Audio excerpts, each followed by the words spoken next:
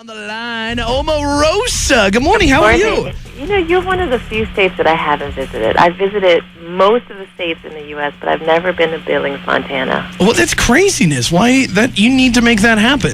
Big J, you got to invite me, and I'll come. Omarosa, you are invited. You are officially invited to Billings. But when's the best time to come to Billings? Well, it depends on what you want. Like, I mean, we've got, obviously, Montana's a very outdoorsy type state. You know, we got a lot of outdoor activities. If you want to do skiing, the winter would be a good time? No, I'm from Ohio, grew up with the snow, have no interest in playing in it, but, you know, I'll go and sit in the lodge and watch you and sip on hot chocolate. Okay, you can do that. You can do that. Then we have, the summer is nice here. It's like we get cold in the winter, but then in the summer it's, you know, nice, balmy, LA type weather. So, I mean, it's just beautiful. Like, if you, Yellowstone Park, you got to come up and check that out.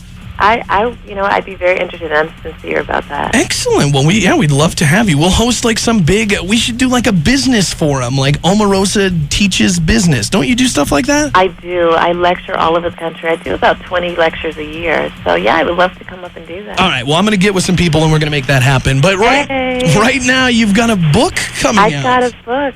It's called The Bitch Switch, How to Turn It On and How to Turn It Off. Interesting. I kind of like how you've embraced, you know, and I hope this doesn't offend you, but, you know, a lot of people look at you as a bitch sometimes. And there are times that I am a big old naughty girl and quite bitchy, but there are times when you have to learn how to turn it on and to turn it off. And the problem is most women don't know how to turn it on and turn it off, and as a result, they get looked over or passed over or pushed around.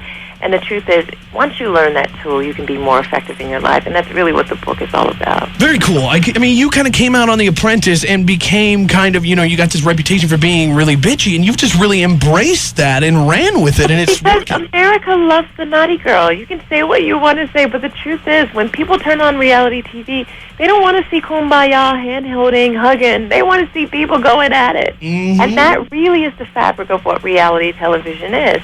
I didn't go on to be a bad girl, but I turned out to be named the top reality TV star, you know, by TV Guide. And the truth is, it's because I had a lot of fun. I mean, I've done 23 reality shows, and I really just have had a good time doing all of them. You've done 23 reality shows? 23 reality shows. I'm the only contestant to ever do The Apprentice twice, because I did the first season in 2003, and then I did the 7th season, Celebrity Apprentice, this year.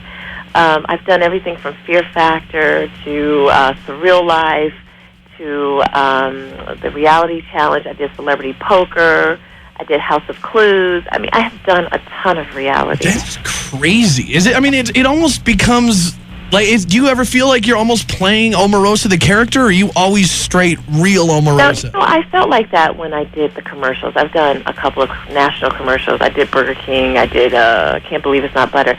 And they started scripting me, and they're like, this is what you should say. This is what Omarosa would say. And I'm like, no, I don't think I would ever say that. Yeah. You know, that's when I felt like I was playing, you know, some type of character. But excellent. Well, God, it's so cool to think that you. What's your background? Like, how'd you get on The Apprentice? You're obviously like a business person. Well, I come out of business as well as politics. I was in the Clinton White House for 4 years.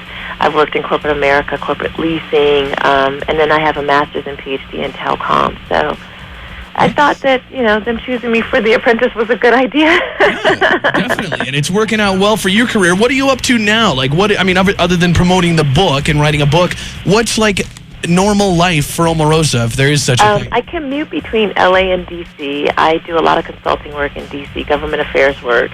And so now I used to be in presidential personnel, so I'm helping a lot of people get into the new Obama administration, people who want to work and who want to be confirmed. So I just kind of teach them how to go through the process. That's cool. One of our Max Baucus, one of our senators who I'm good friends with here in Montana, his former chief of staff is now Barack's deputy chief of staff right under Rahm Emanuel. Oh, that is so awesome. Yeah. I think that, you know, if you're smart and you want to be in that industry, everybody should have a chance to work. Everybody's like, are you going to go back into the White House? And I'm like, I really do think that it's important that we let young people experience that, and people who've already done it just step back and allow the sharp, younger generation to have a chance at it. Yeah, definitely. I agree with that. Do you think you're going to have... What do you think about Barack Obama? Obviously, I mean, you know politics. Are you one of those people that's just super, super stoked? Or? Well, you know, I was one of his surrogate speakers. I worked on the campaign. Mm-hmm. And, you know, I think it's fantastic. And, you know, I also worked with Hillary Clinton, obviously, when I was in the Clinton administration. I think she's an awesome gal. But, I think it was Barack's time, and I don't envy him, however, because this is a tough situation he's taking over. But I think if anybody can do it, he can. I've got a good question here for you. You obviously, I've seen some interviews with you where you've touched on the African-American issue, like being an African-American woman. What do you think about all the African-American people that voted for Barack Obama just because he was black? Not the people like you that are educated about his policies and know what's up, but the people that just went out and said, oh, it's a brother in the White House, man. I'm going to check that box. How do you feel about that? Your selection of your president is a very personal one. People were asking me, who are you going to vote for? And I said, that's very, very personal. When you walk into that booth and you close that curtain, your decision as to why you do it and why you come to that, it's a very personal one. And it's your prerogative. If you go in there because he's tall, because he's short, because he's purple, that's your prerogative. That's why this country is so great. You have an opportunity to make decisions based on your own experiences.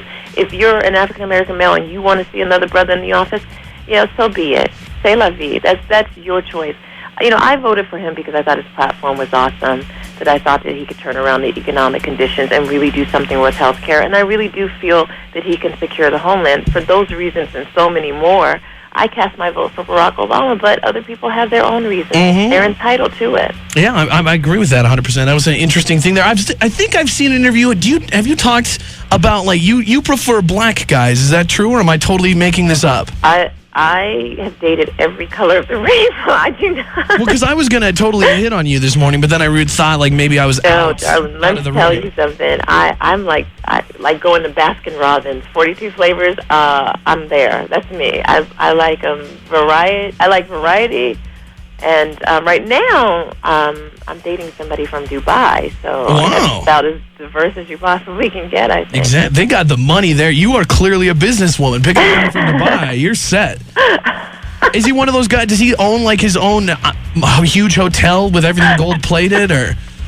What's funny is I met him in L.A. when Trump was doing an event for his new towers, the Trump Towers in Dubai, and I met him at that event, and so we've kind of gone out. Excellent. Well, hey, that's the deal, Omarosa. I will bring you here to Billings. We'll hang out. We'll go to Yellowstone Park, and then you can take me to Dubai with your boyfriend and show me what that's like. Oh, yeah. It's a very awesome place, and you'd be welcome. It'll be an exchange. Well, hey, Omarosa, thanks so much for joining us here in Billings. The book is called The Bitch Switch. Who should read it? Women, everybody, business people? Women, and you can get it on my website on omarosa.com. Excellent. Thanks so much for joining us, Omarosa. Definitely, you're not as big of a bitch as they say. You were great. That's only because there's not $250,000 on the line. Good point, Omarosa. Have a great morning. All right, darling. The Bye-bye. Big J Show. Weekday mornings from 6 till 10 on Billings' #1 hit music station, Hot 101.9.